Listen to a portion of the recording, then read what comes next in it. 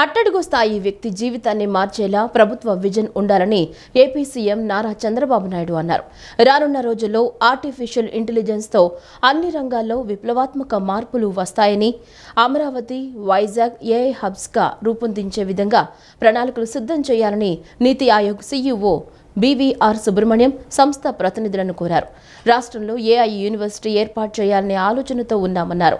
ప్రతి సామాన్యుడికి ఫలాలు అందాలని రాష్ట్ర స్థాయి నుంచి మండల, కుటుంబ స్థాయి వరకు ఒక యూనిట్గా ప్రణాళికలు రచించాలని, అప్పుడే విజన్ డాక్యుమెంట్కు సార్థకత చేకూరుతుందన్నారు.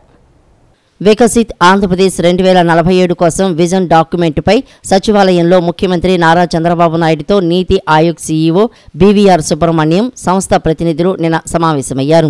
రానున్న రోజుల్లో ఆంధ్రప్రదేశ్ రాష్ట్ర అభివృద్ధికి చేపట్టాల్సిన కార్యక్రమాలు, ప్రాజెక్టులపై సమావేశంలో చర్చించారు. ఈ సందర్భంగా ముఖ్యమంత్రి మాట్లాడుతూ ప్రభుత్వాలు విజన్తో పనిచేయాలని, ఉమ్మడి రాష్ట్రంలో సంస్కరణలు విజన్తో వచ్చిన ఫలితాలు మనం చూశామని అన్నారు. నేడు వికసిత్ ఆంధ్రప్రదేశ్ కోసం విజన్ 2047 సిద్ధం చేసుకుని ప్రయాణం సాగించాలన్నారు. వినూత్న ఆలోచనతో టెక్నాలజీని ఉపయోగించుకుని పేదరికం లేని సమాజం సాధించాలన్నారు. అందుకు అనుగుణంగా వికసిత్ ఆంధ్రప్రదేశ్ విజన్ 2047 సిద్ధం చేయాలన్నారు. జనాభా సమతుల్యతపై లోతైన కసరత్తు చేసి ప్రణాళిక సిద్ధం చేయాలన్నారు. వ్యవసాయ రంగంలో నూతన ఆవిష్కరణలను తీసుకురావడంతో పాటు ప్రకృతి వ్యవసాయాన్ని ప్రోత్సహించేలా విధానాలు ఉండాలన్నారు. సీమలో హార్టికల్చర్ ఆధారిత ఫుడ్ ప్రాసెసింగ్ పరిశ్రమలు వస్తే రైతులు లబ్ధి పొందుతారని చెప్పారు. రాష్ట్ర ప్రగతిలో కీలకమైన విద్యుత్ రంగంలో రానున్న రోజుల్లో అనూహ్య మార్పులు వస్తాయని, వాటికి అనుగుణంగా వ్యవస్థలను, ప్రజలను సిద్ధం చేయాలని అన్నారు. 15% వృద్ధి రేటు సాధించడం ద్వారా ప్రజల తలసరి ఆదాయం రెట్టింపు అవుతుందని, తద్వారా వారి జీవన ప్రమాణాలు మెరుగుపడతాయని పేర్కొన్నారు. మానవ వనరుల విషయంలో నైపుణ్యం పెంచేలా చర్యలు తీసుకోవాలన్నారు. దీనికోసం పాఠశాల స్థాయి నుంచి యూనివర్సిటీ వరకు సిలబస్ రూపొందించాలని ముఖ్యమంత్రి పేర్కొన్నారు. ఏపీలో లా అండ్ ఆర్డర్ అనేది లేనే లేదని, ఆటవిక పాలన సాగుతుందని వైసీపీ అధినేత వైఎస్ జగన్మోహన్ రెడ్డి మండిపడ్డారు. ఏపీలో అరాచక పాలనపై నిరసనగా ఈ నెల 24న ఢిల్లీలో ధర్నా చేపడతామన్నారు. దేశవ్యాప్తంగా చర్చ జరిగేలా ధర్నా చేస్తామని, ఇందులో వైఎస్ఆర్సీపీ ఎమ్మెల్యేలు, ఎంపీలు, ఎమ్మెల్సీలు పాల్గొంటారన్నారు. రాష్ట్రపతి, ప్రధాని మోదీ, హోంమంత్రి అమిత్ షా అపాయింట్మెంట్ కోరతామని, రాష్ట్రంలో పరిస్థితుల్ని వివరిస్తామని చెప్పారు. రాష్ట్రపతి పాలన పెట్టాలని డిమాండ్ చేస్తామని తెలిపారు. వినుకొండలో హత్యకు గురైన రషీద్ కుటుంబాన్ని వైసీపీ అధినేత జగన్మోహన్ రెడ్డి నిన్న పరామర్శించారు. కుటుంబ సభ్యులను ఓదార్చి వారికి ధైర్యం చెప్పి అండగా ఉంటామని భరోసా ఇచ్చారు. అనంతరం వైఎస్ జగన్ మీడియాతో మాట్లాడుతూ ఏపీలో జరుగుతున్న దాడులపై ప్రధాని మోడీని కలుస్తామని చెప్పారు. ఏపీలో పరిస్థితులపై ఢిల్లీలో ఈ నెల 24న ధర్నా చేస్తామని, ఏపీలో రాష్ట్రపతి పాలన పెట్టాలని డిమాండ్ చేస్తామన్నారు. రాష్ట్రంలో శాంతి భద్రతలు లేవని, రాష్ట్రంలో 490 చోట్ల ప్రభుత్వ ఆస్తుల్ని, 560 ప్రాంతాల్లో ప్రైవేటు ఆస్తుల్ని ధ్వంసం చేశారని తెలిపారు. 1000కి పైగా దౌర్జన్యాలు, దాడులు జరిగాయని, 45 రోజుల్లోనే 36 హత్యలు జరిగాయన్నారు. టీడీపీ వేధింపులతో 30 మంది ఆత్మహత్య చేసుకున్నారని, 300కు పైగా హత్యాయత్నాలు జరిగాయని అన్నారు. ఏపీలో పోలీసులు ప్రేక్షక పాత్రకు పరిమితమయ్యారని, అండగా నిలవాల్సిన పోలీసులే బాధితులపై కేసులు పెడుతున్నారని అన్నారు. అమాయకుడు, సామాన్యుడైన రషీద్ అనే వ్యక్తిని అతి కిరాతకంగా నడి రోడ్డు మీద అందరూ చూస్తుండగానే నరికాడని అన్నారు. కేవలం వైఎస్ఆర్సీపీ కోసం పనిచేశాడనే ఈ హత్య చేశారని, హత్య చేసిన జిలానీ వైఎస్ఆర్సీపీ వ్యక్తి అని ప్రచారం చేశారని అన్నారు. మిథున్ రెడ్డి, రెడ్డప్పలపై పోలీసుల సమక్షంలోనే దాడులు జరిగాయని, రాష్ట్రంలో అత్యాచారాలు జరుగుతున్నా పోలీసులు పట్టించుకోవడం లేదని పేర్కొన్నారు. 17/1/2024 జరిగినది ఎవరి బైక్ నాకు కాలింది అని అంటే ఆసిఫ్ బైక్ కాలింది. ఆసిఫ్ ఎవరు అని అంటే వైఎస్ఆర్సీపీ మనిషి. చేసింది ఎవరు అని అంటే తెలుగుదేశం పార్టీకి సంబంధించిన Telugu Desam ex chairman Shamim, Telugu Desam state secretary Ayub ఖాన్లు, వీళ్ళంతా ఎంత దారుణంగా ఫ్యాక్ట్లను ట్విస్ట్ చేసి, ఎస్పీ అనే వ్యక్తి కొత్తగా వస్తాడు, వచ్చిన 3 రోజుల కిందటే ఎస్పీ వస్తాడు, ఎస్పీ వచ్చిన 3వ రోజుకి హత్య జరుగుతుంది. ఇన్సిడెంట్ జరిగిన గంటలోపే ఎస్పీ బయటకు వచ్చి ఇది ఇద్దరు వ్యక్తిగత విషయాల వల్ల వాళ్ళకున్న మధ్యలో ఉన్న గొడవల వల్ల ఒకరిని ఒకరు చంపుకున్నారు అని చెప్పి తప్పుడు మాటలు మాట్లాడుతూ అబద్ధాలు చెప్తా ఉన్నాడు. నేను అడుగుతా ఉన్నా, కేసు పెట్టారని అంటా ఉన్నారు, కేసు పెట్టామని అంటా ఉన్నారు.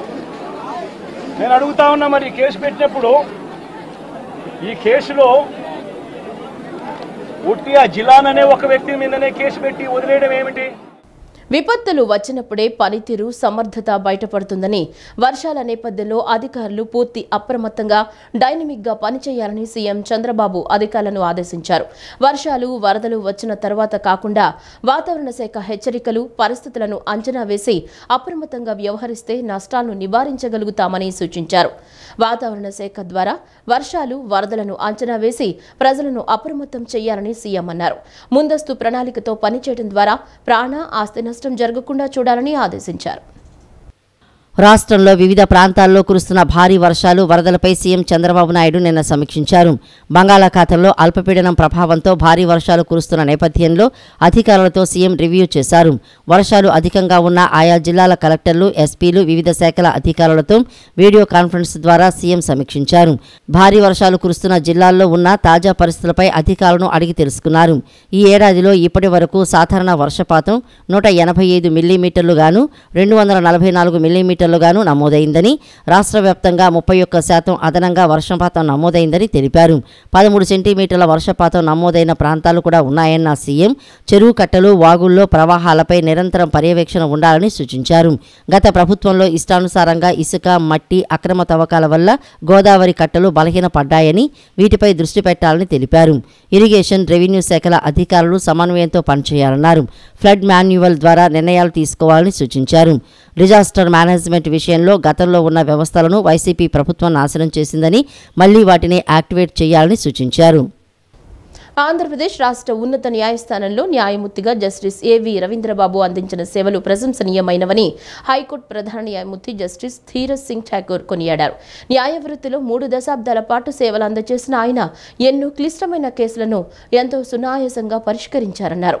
చట్టాల అభివృద్ధితో పలు కమిటీల్లో సభ్యులుగా పరిపాలనా వ్యవస్థను మెరుగుపరచడంలో ఎంతగానో దోహదపడ్డారని అభినందించారు. ఆంధ్రప్రదేశ్ హైకోర్టులో న్యాయమూర్తిగా సేవలు అందిస్తున్న జస్టిస్ ఏవి రవీంద్రబాబు పదవీ విరమణ చేయనున్న నేపథ్యంలో హైకోర్టు మొదటి కోర్టు హాల్లో నిన్న ఘనంగా వీడ్కోలు కార్యక్రమం నిర్వహించారు. ఈ వీడ్కోలు కార్యక్రమంలో హైకోర్టు ప్రధాన న్యాయమూర్తి జస్టిస్ ధీరజ్ సింగ్ ఠాకూర్ మాట్లాడుతూ న్యాయమూర్తి జస్టిస్ ఏవి రవీంద్రబాబు సేవలను ప్రత్యేకంగా కొనియాడారు. ఆంధ్రప్రదేశ్ హైకోర్టులో డిసెంబర్ 2021లో రిజిస్ట్రార్ జనరల్గా నియామకానికి ముందు ప్రిన్సిపల్ డిస్ట్రిక్ట్ జడ్జిగా పనిచేస్తూ ఆగస్టు 2022లో హైకోర్టులో జడ్జిగా పదోన్నతి పొంది న్యాయమూర్తిగా విశిష్ట సేవలు అందించారని ప్రశంసించారు. న్యాయ వృత్తిలో 3 దశాబ్దాల పాటు సేవలు అందజేసిన ఆయన ఎన్నో క్లిష్టమైన కేసులను ఎంతో సునాయాసంగా పరిష్కరించారని తెలిపారు. చట్టాల అభివృద్ధిలో పలు కమిటీల్లో సభ్యులుగా పరిపాలనా వ్యవస్థను మెరుగుపరచడంలో ఎంతగానో దోహదపడ్డారని అభినందించారు. న్యాయ సేవలో ఎనలేని అనుభవాన్ని గడించిన వీరు న్యాయాధికారులకు, భవిష్యత్తు తరాల న్యాయవాదులకు, విద్యార్థులకు సూచనలు, సలహాలు మరియు మార్గదర్శకం చేసేలా పలు కార్యక్రమాల్లో పాల్గొనాలని కోరారు. సిట్టింగ్ జడ్జిగా తమతో పనిచేసిన జస్టిస్ ఏవి రవీంద్రబాబు తమ కుటుంబ సభ్యులుగా ఎప్పటికీ తమ హృదయాల్లో నిలిచిపోతారని చెప్పారు. Justice Ravindra Babu contributed even on the administrative side as a member of various committees. His rich experience gained as the Registrar General of this High Court also immensely benefited the registry of this court by his guidance in various procedural matters and helped it to improve its functioning. I am sure Justice Ravindra Babu will continue to share his rich experience and guide the young law students, advocates as also the judicial officers by participating in programs which will help the fraternity to achieve excellence. Although Justice Ravindra Babu is parting company with us as a sitting judge of this court, he shall forever be in our hearts as a member of our family. On behalf of all the judges of this High Court, I wish Justice Ravindra Babu good health, prosperity and wish him success for all his future endeavors. పదవీ విరమణ చేస్తున్న న్యాయమూర్తి justice ఏవి రవీంద్రబాబు మాట్లాడుతూ న్యాయమూర్తిగా తన కెరీర్లో సహాయ సహకారాలు అందించిన ప్రస్తుత ప్రధాన న్యాయమూర్తితో పాటు పూర్వపు ప్రధాన న్యాయమూర్తులు, న్యాయవాదులు, తన పేషీ అధికారులు, సిబ్బంది ప్రతి ఒక్కరికి ధన్యవాదాలు తెలియజేశారు. తన తీర్పులకు సంబంధించిన కేసుల్లో 90% కేసులు ఎంతో పోటీతత్వంతో కూడుకున్నవని, అన్ని స్థాయి పరిశీలనలో ఈ తీర్పులు చెక్కుచెదరకుండా నిలబడినందుకు ఎంతో గర్వంగా ఉందన్నారు. As permanent judge of this court on 4/8/2022, though the period of my judgeship in this court is 2 weeks short of 2 years, but I firmly believe that it is not the longevity of the service as a judge that matters, but what matters is the manner in which a judge conducts himself in terms of punctuality, discipline and maintaining quality in the judgments. Almost 90% of my disposals were on hardly contests. I took every care to see that each and every judgment meet the test of scrutiny at all levels. Ultimately, it is the members of the bar who have freedom to test the quality of their judgments, and it is for you ultimately to decide.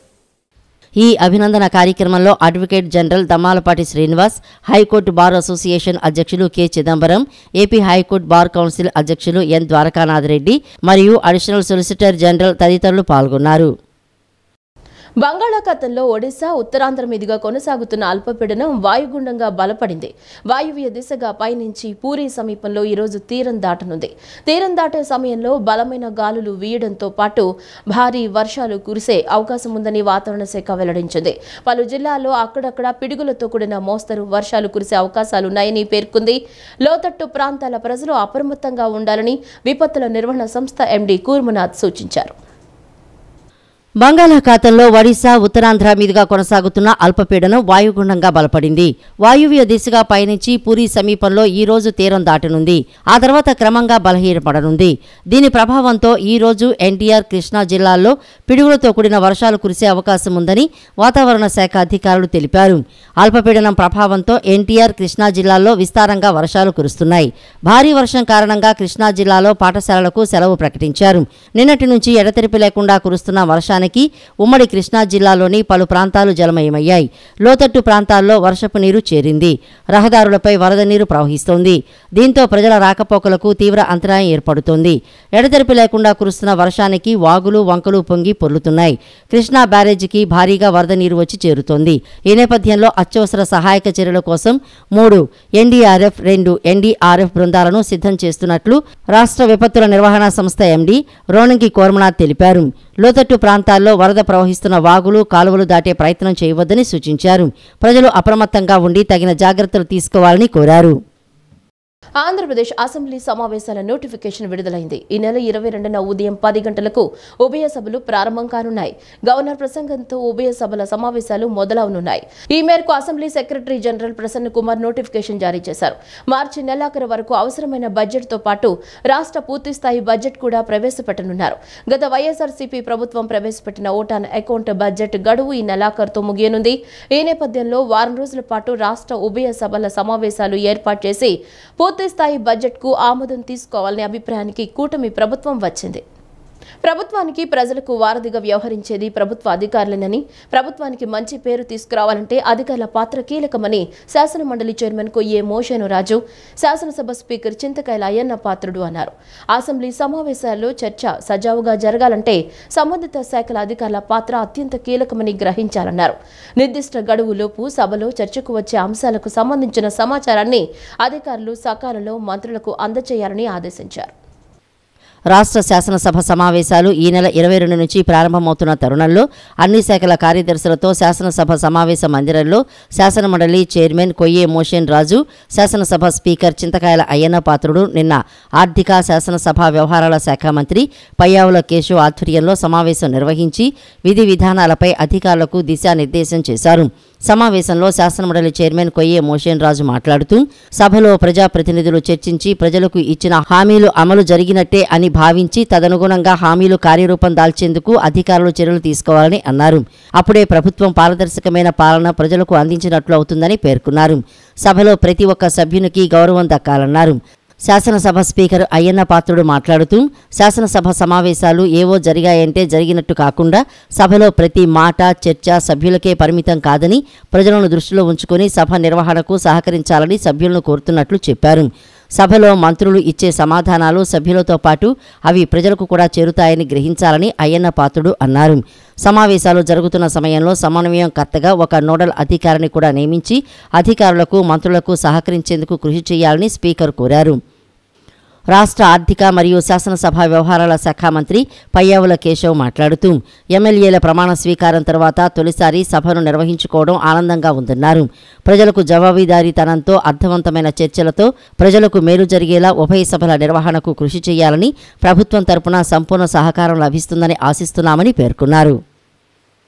గత ప్రభుత్వం రద్దు చేసిన registration non judicial స్టాంప్లను పునరుద్ధరించాలని AP stamp vendors welfare సంఘం అధ్యక్షులు P Ramakrishnaiah ప్రభుత్వాన్ని కోరారు. గత ప్రభుత్వం రాష్ట్ర ప్రభుత్వ శాఖలు చిన్నాభిన్నం చేసిందని, ఆ విధ్వంసంలో భాగంగా స్టాంపులు మరియు రిజిస్ట్రేషన్ శాఖలో ప్రధానమైన స్టాంపు పేపర్ల విషయంలో కూడా కొత్త మార్పులను ప్రజల నెత్తిమీద రుద్దారని పేర్కొన్నారు. నాన్ జ్యుడిషియల్ స్టాంపులు సరఫరాను పునరుద్ధరణ చేసేలా ఉత్తర్వులు ఇవ్వాలని ముఖ్యమంత్రి చంద్రబాబును కోరారు. గతంలో మాదిరి నాన్ జ్యుడిషియల్ స్టాంప్ పేపర్లనే కొనసాగించాలని కోరుతూ ఏపీ స్టాంప్ వెండర్స్ వెల్ఫేర్ సంఘం అధ్యక్షులు పి రామకృష్ణయ్య, సంఘం సభ్యులు రాష్ట్ర సచివాలయంలో రెవెన్యూ శాఖ మంత్రి అనగాని సత్యప్రసాద్ను కలిసి వినతిపత్రం అందజేశారు. అనంతరం వారు మీడియాతో మాట్లాడుతూ 1803వ సంవత్సరంలో అమల్లోకి వచ్చిన నాన్ జ్యుడిషియల్ స్టాంప్ పేపర్ల మీద దస్తావేజులు, అగ్రిమెంట్లు వ్రాసుకునే పద్ధతి అమల్లోకి వచ్చిందని అన్నారు. ఆ విధానానికి స్వస్తి పలుకుతూ 2023వ సంవత్సరంలో అప్పటి ముఖ్యమంత్రి అయిన YS Jaganmohan Reddy non judicial stamp పేపర్లను సరఫరా చేయకుండా వాటి ముద్రను నిలిపివేస్తూ ఉత్తర్వులు ఇచ్చారని అన్నారు. సదరు ఉత్తర్వుల ప్రకారం నాన్ జ్యుడిషియల్ స్టాంప్ పేపర్ల స్థానంలో stock holding corporation of India limited అనే సంస్థ వారిచే తయారు చేయబడిన కాగితాలపై ఈ స్టాంపులు అనే ముద్రను ప్రజలకు ఇష్టం లేకుండా అమల్లోకి తీసుకువచ్చినట్లు చెప్పారు. Stock holding corporation of India limited అను సంస్థ వారు జారీ చేసిన నాసిరకం పేపర్ల మీద ముద్రించిన ఈ స్టాంప్ పేపర్ల ద్వారా మాత్రమే ప్రజలు స్థిరాస్తి రిజిస్ట్రేషన్లు, అగ్రిమెంట్లు వగైరా దస్తావేజులు వ్రాయించుకుని రిజిస్ట్రేషన్ చేయించుకోవాల్సిన నిబంధనల వలన ప్రజలు ఇప్పటి వరకు అయిష్టంగానే సదరు ఉత్తర్వులను అనుసరించారని తెలిపారు. కూటమి ప్రభుత్వం పదవి బాధ్యతలు స్వీకరించిన వెనువెంటనే ముఖ్యమంత్రి చంద్రబాబు, వైఎస్ జగన్మోహన్ రెడ్డి తీసుకున్న అసంబద్ధమైన నిర్ణయాలను, చట్టాలను నిరంతరం సమీక్షిస్తూ ప్రజా వ్యతిరేకమైన చట్టాలను రద్దు చేస్తూ పునఃసమీక్ష చేస్తున్నారని తెలిపారు. స్టాంపు స్థానంలో గత ప్రభుత్వం ఈ స్టాంపింగ్ అనే ఒక తీసుకొచ్చి ప్రజల్ని అయోమయంలో పడేసింది. ఎలాగైతే అన్ని వ్యవస్థల్ని నాశనం చేసిందో స్టాంపింగ్ వ్యవస్థను కూడా గత ప్రభుత్వం నాశనం చేసింది. దీనివల్ల ప్రజలకి అనేక అనుమానాలు వస్తున్నాయి. పైగా ఇది నాసిరకమైనటువంటి పేపరు. ఈ పేపర్ వల్ల ఎక్కువ కాలం మనదు.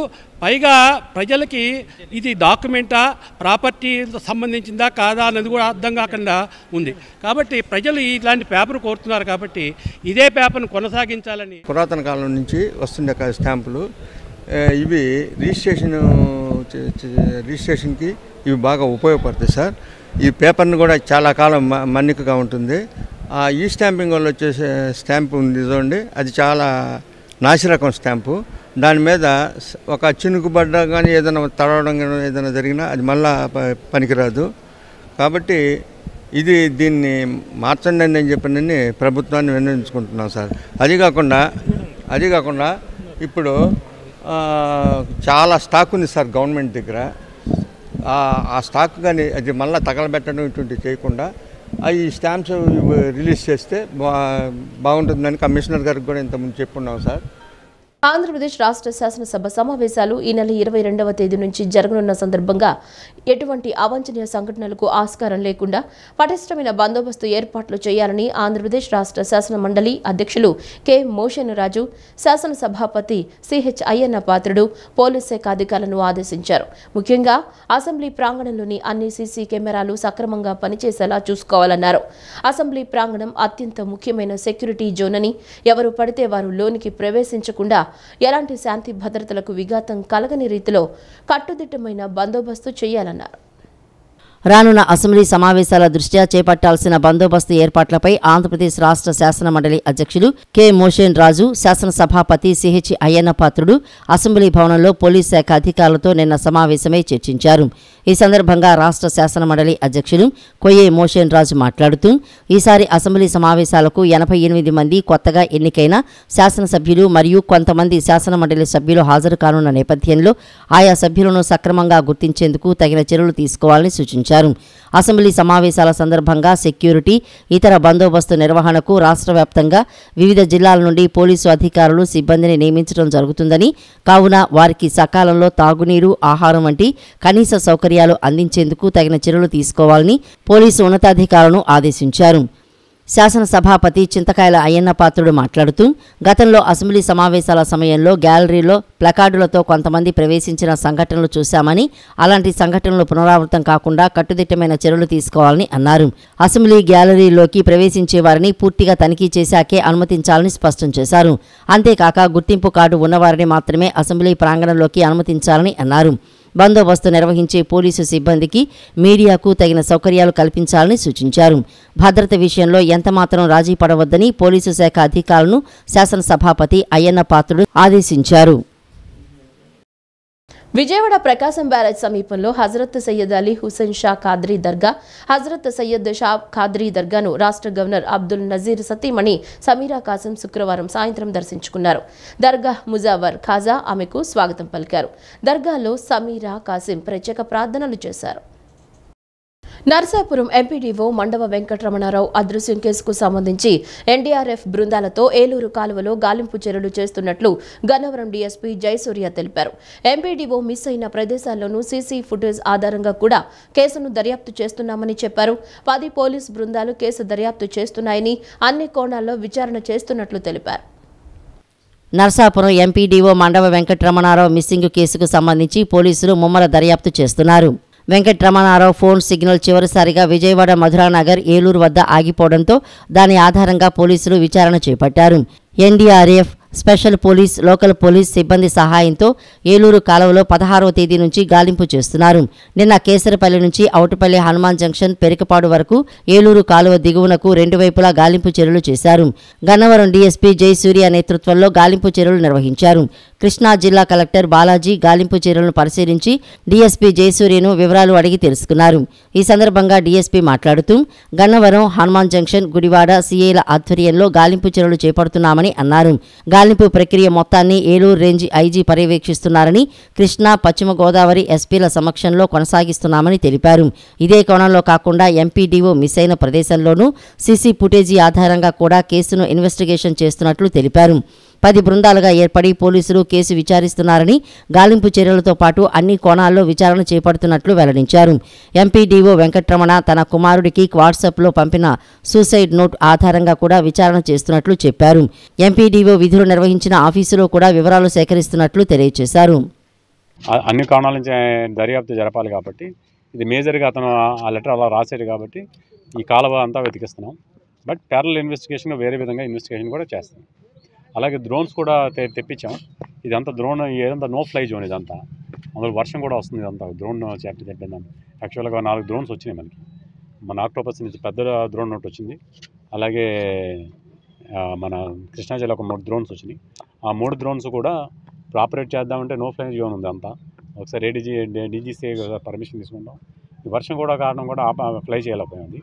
అంటే దానిలో డ్రోన్స్ లోపలికి వాటర్ వెళ్ళిపోతుంది. విజయవాడ ఎంపీ కేశినేని చిన్నిని all India Krishna fans association అధ్యక్షులు సుధాస్వామి ప్రత్యేకంగా సత్కరించారు. త్వరలోనే లెనిన్ సెంటర్ నందు సూపర్ స్టార్ కృష్ణ కాంస్య విగ్రహ ప్రారంభోత్సవం ఉంటుందని అన్నారు.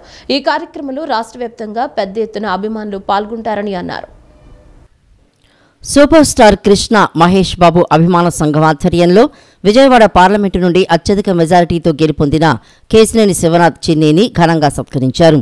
ఈ సందర్భంగా all India Krishna fans association అధ్యక్షులు సుధాస్వామి గజమాల శాల్వాతో చిన్నిని సత్కరించారు.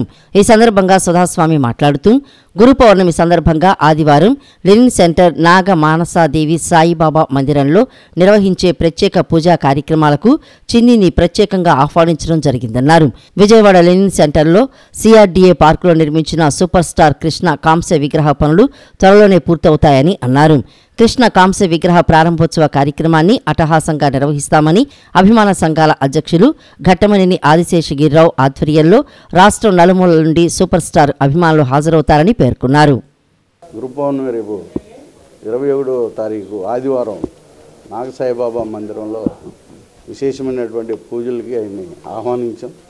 ఆయన తప్పకుండా వస్తానని చెప్పేసి మాకు చెప్పారు. చాలా సంతోషంగా ఉంది. అలాగే విజయవాడ లెనిన్ సెంటర్లో అత్యంత వైభోగంగా సూపర్ స్టార్ కృష్ణ గారి కాంస్య విగ్రహాన్ని పార్కులో సిఆర్డీ ఎదురుగుండా ఉన్నటువంటి పార్కులో అని నిర్మాణం అంతా జరుగుతుంది. ఆ కార్యక్రమానికి కూడా ఎంపీ గారిని ప్రత్యేకంగా ఆహ్వానించాం. అది త్వరలో డేట్ అది మా అభిమాన సంఘాల గౌరవ అధ్యక్షులు సూపర్ స్టార్ కృష్ణ గారి సోదరులు ఘట్టమనేని ఆదిశేషగిరిరావు గారి ఆధ్వర్యంలో అభిమానులు రాష్ట్రంలో ఉన్నటువంటి అభిమానులందరూ కూడా ఆ కార్యక్రమాన్ని ఆయన చేతుల మీదుగా నిర్వహిస్తున్నాము. అది కాంస్య విగ్రహం పెట్టే టైము అదంతా నిర్ణయించిన తర్వాత మరొకసారి మన ఎంపీ గారిని కలిసి ప్రత్యేకంగా ఆయన ఆహ్వానించి పటిష్టవంతమైన రిటర్నింగ్ వాల్స్ నిర్మాణం చేపట్టి ఆస్తి నష్టం, ప్రాణ నష్టం జరగకుండా నగరపాలక సంస్థ మరియు ప్రభుత్వం చర్యలు చేపట్టాలని సిపిఐ నగర కార్యదర్శి జి కోటేశ్వరరావు ప్రభుత్వానికి విజ్ఞప్తి చేశారు.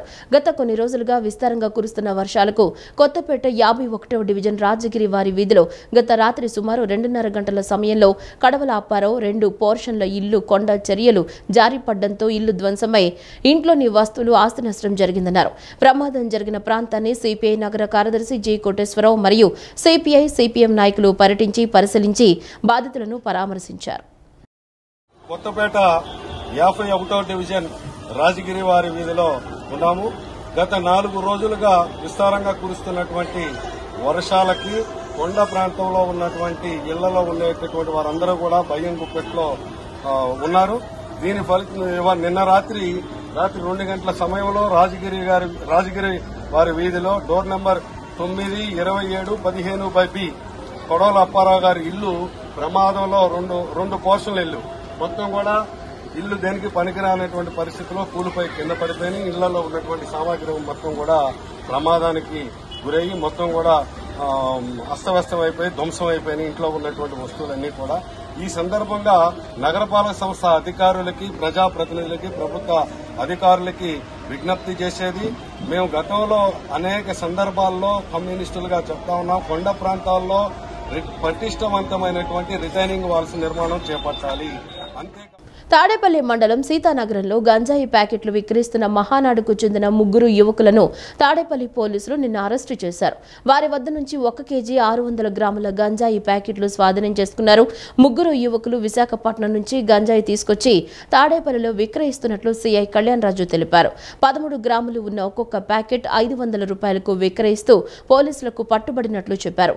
గంజాయి నియంత్రణలో ఎంతో తెగువ చూపిస్తూ ఎస్ఐ ప్రతాప్ తో పాటు వారి సిబ్బందిని అభినందించారు. గంజాయి విక్రయించినా సేవించినా కఠిన చర్యలు తప్పవని హెచ్చరించారు. సీతానగరం ఘాట్ సమీపంలో గంజాయి అమ్ముతున్నారన్న సమాచారం మీద గత కొన్ని రోజులుగా వాచ్ పెట్టడం జరిగింది. ఇందులో భాగంగా రాత్రి మేము మా పోలీసు టీము రైడ్ చేయగా పుష్కర్ ఘాట్, సీతానగరం పుష్కర్ ఘాట్ సమీపంలో 3 వ్యక్తుల్ని కస్టడీలో తీసుకోవడం జరిగింది. వాళ్ళు బండిరెడ్డి నందు, బండిరెడ్డి అఖిల్, అవధూతల భార్గవ్, 3 వ్యక్తులను కూడా అదుపులో తీసుకోవడం జరిగింది. వాళ్ళ అధీనంలో నుంచి గంజాయి సుమారు కేజీ 600 గ్రాములు గంజాయిని స్వాధీనం చేసుకోవడం జరిగింది. ఈ కేజీ 600 గ్రాములు కూడా ప్యాకెట్స్ రూపంలో ఉన్నాయి. ఒక్కో ప్యాకెట్ 11 గ్రాములు, 12 గ్రాములు ఆ విధంగా ఉంది. మొత్తం వెయిట్ చూస్తే కేజీ 600 గ్రాములుగా ఉంది. ఈ వీళ్ళు ఒక్కో ప్యాకెట్ ని వైజాగ్ సమీపం నుంచి తీసుకొస్తున్నారు. వైజాగ్ దగ్గర ఫారెస్ట్ లో అక్కడ నుంచి తీసుకొచ్చి ఇక్కడ ప్యాకెట్స్ రూపంలో 10 గ్రాములు, 11 గ్రాములు అట్లా ప్యాకెట్ తయారు చేసి ఒక్కో ప్యాకెట్ ని 500కి ఇస్తున్నారు. గన్నవరం మండలం సూరంపల్లి గ్రామం సమరసత సేవా ఫౌండేషన్ ఆధ్వర్యంలో అమ్మవారికి ఆషాఢ మాస సారే మరియు వ్యాస మహర్షి జయంతి వేడుకలు ఘనంగా నిర్వహించారు. ఈ కార్యక్రమంలో భక్తులు అధిక సంఖ్యలో పాల్గొన్నారు.